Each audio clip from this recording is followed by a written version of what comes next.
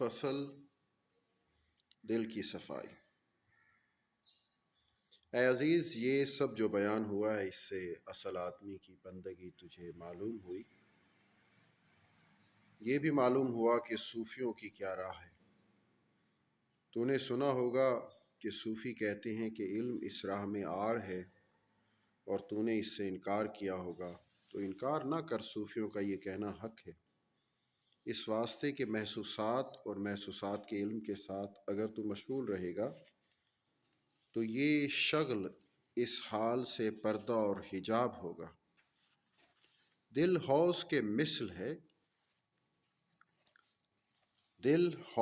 مثل ہے، اور حواس گویا 5 نہریں ہیں۔ ان کی راہ سے حوض میں پانی آتا ہے۔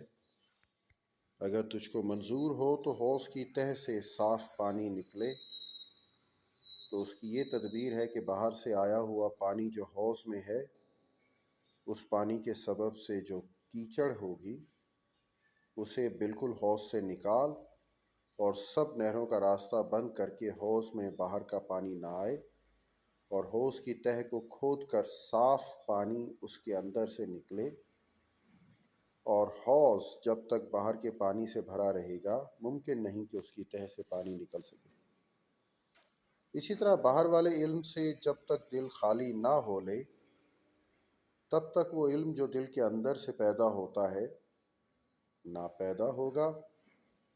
ہاں، عالم خود کو اگر سیکھے ہوئے علم سے خالی کر ڈالے اور اس کے ساتھ مشغول نہ رہے تو وہ علم جس سے خود کو خالی کیا ہے حجاب نہ ہوگا، اور ممکن ہے کہ اس عالم کو کشف حاصل ہو۔ اس طرح اگر کوئی شخص محسوسات کے خیال سے اپنا دل خالی کرے تو وہ خیالات جن سے دل خالی کیا ہے اسے حجاب نہ ہوں گے۔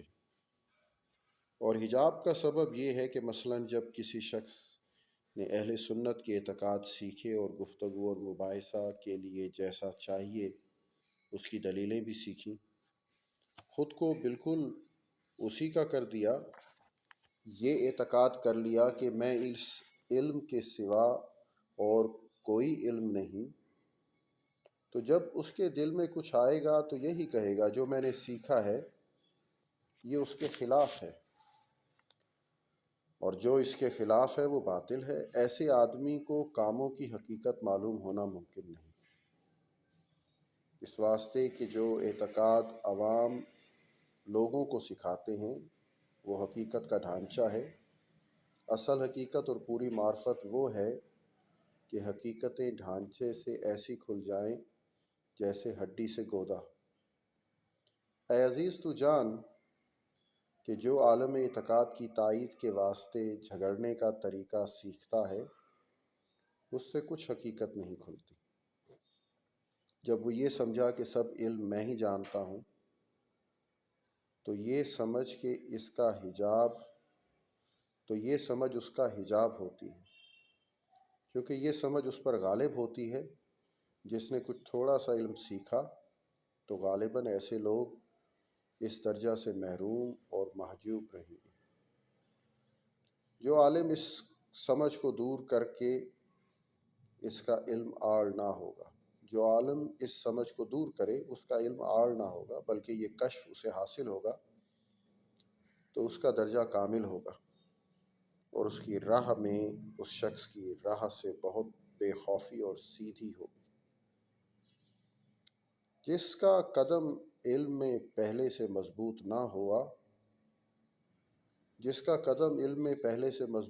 ہوا ہو اور شاید مدت تک خیال باطن میں پھنسا رہا ہو، اور تھوڑا شبہ بھی اس کے لیے آڑ ہو جائے، اور عالم ایسے خطرے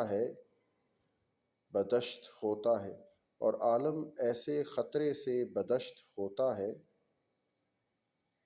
اے عزیز، اگر کسی صاحب کشف سے تو سنے کہ علم آڑ ہے تو چاہیے کہ تو اس بات کے معنی سمجھے اور انکار نہ کرے، لیکن غیر مباح کو مباح ٹھہرانے والے نفس پرور بے بہرا لوگ جو اس زمانے میں نکلے ہیں ہرگز خود ان کو یہ حال ہی نہیں۔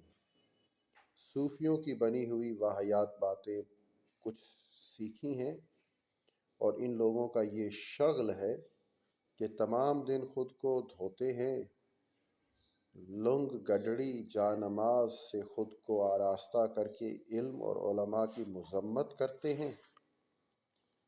یہ لوگ لے مار ڈالنے کے قابل ہیں، اس واسطے کہ آدمیوں کے شیطان خدا رسول اللہ صلی اللہ تعالیٰ علیہ وآلہ وسلم کے دشمن ہیں، کیونکہ خدا رسول اللہ صلی اللہ علیہ وآلہ وسلم نے علم اور عالموں کی تعریف کی ہے، اور تمام عالم کو علم کی طرف بلایا ہے۔ یہ بدبخت جب صاحب حالت اس شخص کی ایسی ہے جس نے سنا ہو کہ کیمیا سونے سے بہتر ہے، اس لیے کہ اس سے بے انتہا سونا ہاتھ آتا ہے۔